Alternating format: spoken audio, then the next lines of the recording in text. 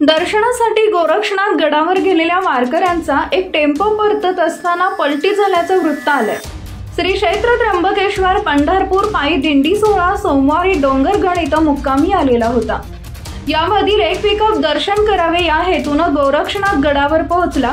दर्शन झाल्यानंतर ते गडावरून परतत असताना या भाविकांचा पिकअप पलटी झाला। यामध्ये असणारे 10 ते 15 भाविकांना किरकोळ दुखापत झाली। ही घटना सोमवार दिनांक 1 रोजी सायंकाळी घडली आहे।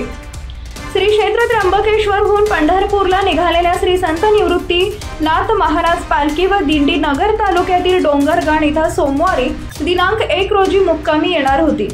त्यातील दिंडीतील काही भाविक मांजरसुंबा येथील श्री क्षेत्र गोरक्षनाथ गडावर दर्शनासाठी गेले होते। दर्शनाहून परतताना घाटातील पहिल्या वळणावर पिकअपचे ब्रेक फेल झाले आणि पिकअप रस्त्याच्या कडेला उलटला।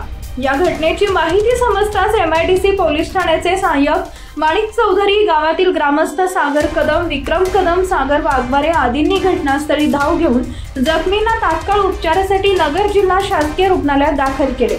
दरम्यान आणि जर तुम्ही अजूनही आमच्या AM मराठी न्यूजला सबस्क्राइब केलं नसेल तर जरूर सबस्क्राइब करा, अपडेट रहा।